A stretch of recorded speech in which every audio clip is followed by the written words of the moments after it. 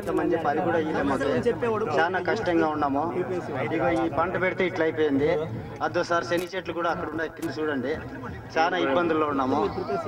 ఎట్లా గడ్డకేయాలి సార్ మీరు? ఏం చేస్తే బాగుపడతారు చెప్పు? కరెంట్ది ఇబ్బందిగా ఉంది సార్ కొంచెము. వర్షం పడలేదు. ఎంత అప్పు ఉంది మీకు? మాకే 1,00,000 రూపాయలు అప్పు ఉంది సార్. ఎంత ఆస్తుంది? ఆస్తి 10 ఎకరాలు సార్. 10 ఎకరాలు ఆస్తుంది, 1,00,000 రూపాయలు అప్పు. అవును సార్. మీరు ఎంతమంది పిల్లలు? మేము 3 ఉన్నాం సార్ పిల్లలు. నీకు 3 పిల్లలు? 3 పిల్లలు సార్. ఏం చేస్తారు వాళ్ళు? సేద్యం చేస్తారు సార్. 3 సేద్యం. చదువుకుంటాడు పిల్లాడు. వేరే వాళ్ళు ఆడపిల్లల్లో మామూలు పెండ్లైంది, వాళ్ళు దీనికి పోయినారు సార్. వాళ్ళు ఎంతమంది ఆడబిడ్డలు? ఇద్దరు సార్. ఇద్దరు ఆడబిడ్డలు, ఒక మగ పిల్లాడు.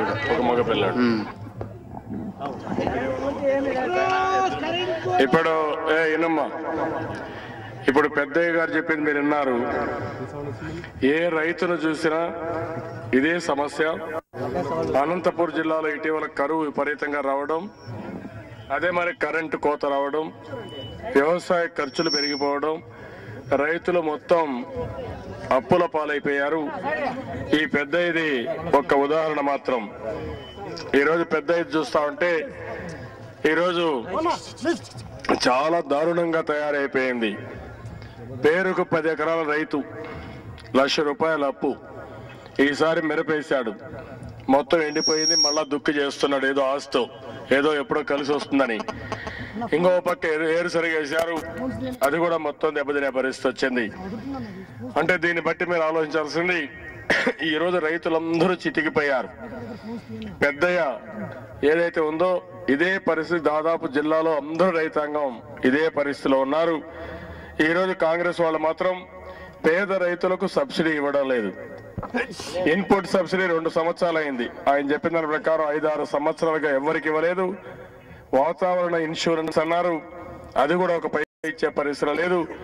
అంటే పడిన వర్షాలు అదే మాదిరిగా మధ్యలో ఎంత దూరంలో పడ్డాయనేది ఎస్టిమేట్ చేయడం, తక్కువ ఉందా ఎక్కువ ఉందని చూసుకోవడం, ఇవన్నీ పెట్టి కడాన రైతులకు ఒక్క పైసా కూడా రాకుండా ఇన్సూరెన్స్ ఏదైతే పంట బీమా ఉందో అది బీమా కంపెనీలకు లాభం వచ్చేట్టుగా ఈరోజు ఇక్కడ చేసే పరిస్థితి వచ్చింది.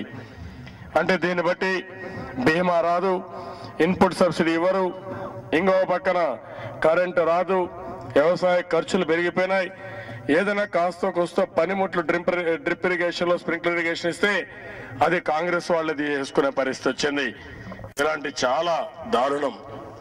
ఇన్పుట్ సబ్సిడీ ప్రవేశపెట్టింది తెలుగుదేశం పార్టీ హయాంలో. అదే మాదిరిగా పంట బీమా పథకం కూడా తీసుకొచ్చింది తెలుగుదేశం పార్టీ. నాణ్యమైన విత్తనాలు ఇచ్చాం. ఇన్పుట్ సబ్సిడీ ఇచ్చింది. ఇప్పుడు ఇంతవరకు ఏం పైసా లేదు. పైసా కూడా లేదు సార్, మాకు రాలేదు. 8 సంవత్సరాలుగా పంట రాలేదు. రైతు చెప్తున్నాడు తెలుగుదేశం పార్టీ హయాంలో ఇన్పుట్ సబ్సిడీ వచ్చింది కానీ ఇప్పుడు ఒక పైసా కూడా రాలేదు. ఆ రోజు కరెంట్ ఎట్ వస్తా ఉంది? కరెంట్ బాగా వస్తుంది సార్. 9 గంటలు ఇస్తా సార్. ఇప్పుడు ఎట్లుంది? ఇప్పుడు తక్కువ సార్ కరెంట్. 2 గంటలు ఏమిట్లో కూడా నువ్వు ఉండేవడం సహాయం చేస్తారు. నువ్వు దేవుని అట్లా నువ్వు గెలిస్తే మేమేదో కిడక నిండా అన్నం తింటాం సార్, లేకపోతే మా పని అయిపోయింది. రైతు పిల్లోనౌట్ నుంచి సైకిల్కే ఓటేయండా తెలుగుదేశానికి. అయినా కూడా ఈ కాంగ్రెస్ వాళ్ళు వీటి చేసినారు, రాలే, మాకు డబ్బులు రాలేదు, చాలా ఇబ్బందులు ఉన్నాం. రైతులందరూ కూడా నేను ఒక ఇప్పుడు ఎంఆర్ఓ పోతే బయట నూక్కొని వస్తాడు. పదండి అయ్యా లేదని చెప్పి మాట్లాడడానికి లేదు. లేదు సార్ అడిగేవాళ్ళు కదా. నువ్వు ఉన్నాడు కాలర్లు పట్టుకుని ధైర్యంగా పోతాడు సార్. ఆ రోజు పరిపాలన ఒక బాధ్యత. మనం ఆ రోజు పరిపాలన అంటే ఒక పద్ధతి ప్రకారం ఉండేది. అందరికీ న్యాయం జరిగేది.